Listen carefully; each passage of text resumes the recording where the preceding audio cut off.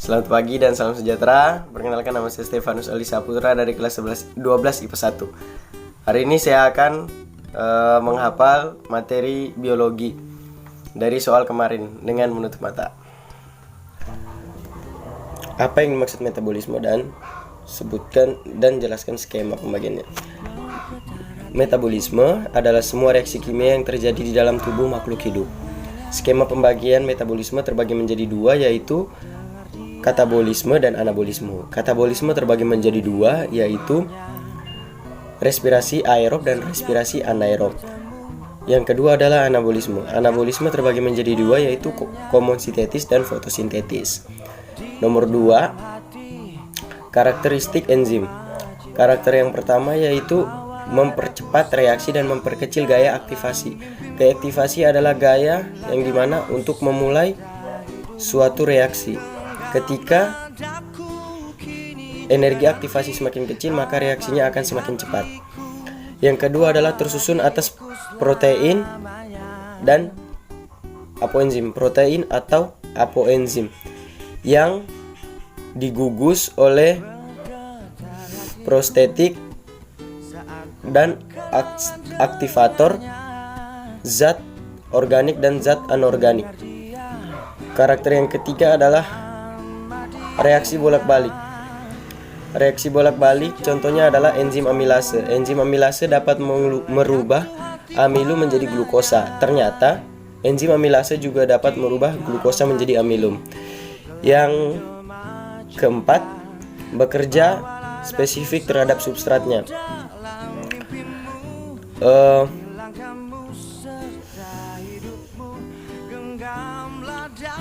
Karena memiliki sisi pengikat terhadap substratnya. Contohnya enzim amilase yang memiliki sisi pengikat terhadap substratnya yaitu amilum.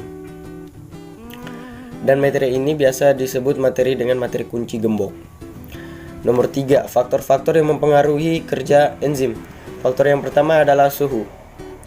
Contohnya adalah protein atau enzim.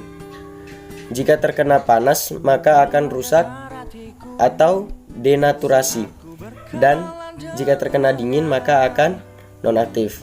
Yang kedua adalah pH. Setiap enzim memiliki pH optimumnya masing-masing. Contohnya yaitu pepsin. Pepsin dihasilkan oleh lambung dan lambung menghasilkan asam lambung. Jadi pepsin optimum pada suasana asam. Yang C, konsentrasi enzim dan substratnya. Semakin banyak enzim dan substratnya, maka semakin cepat reaksi. Tetapi ada yang namanya titik jenuh. Ketika konsentrasinya sampai pada titik jenuh, maka akan melambat atau jenuh. Yang D, inhibitor. Inhibitor adalah zat tertentu yang dapat menghambat kerja enzim. Contohnya itu asam molanat, pestisida, dan sianida.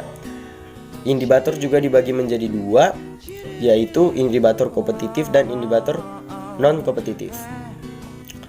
Nomor 4, yang pertama adalah glikosis. Glikosis adalah proses perubahan glukosa menjadi asam privat. Setelah itu yang B, terjadi di sitoplasma menghasilkan 2 asam privat, 2 ATP, dan 2 NADH. Yang kedua, dekarboksilasi oksidatif. Perubahan asam privat menjadi asteil KOH terjadi di mitokondria, di matriks mitokondria. Hasil 2 asteil KOH, KOA, 2 NADH, 2 CO2. Yang ketiga adalah siklus Krebs. Terjadi di matriks mitokondria. Hasil 6 NADH, 4 CO2, 2 ATP, dan 3 FADH. 2 FADH. Yang keempat adalah transport elektron. Perubahan NADH dan FADH menjadi ATP terjadi di koista mitokondria.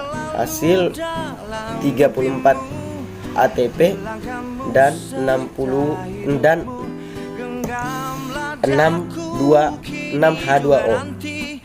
Nomor 5. Proses anabolisme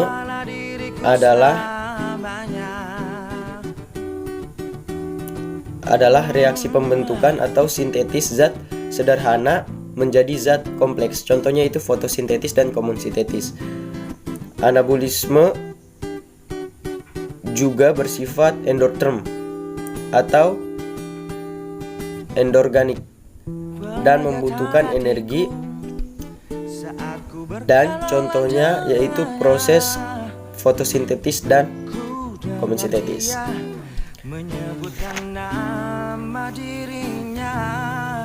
Sekian dari saya, kurang lebihnya mohon maaf dan terima kasih.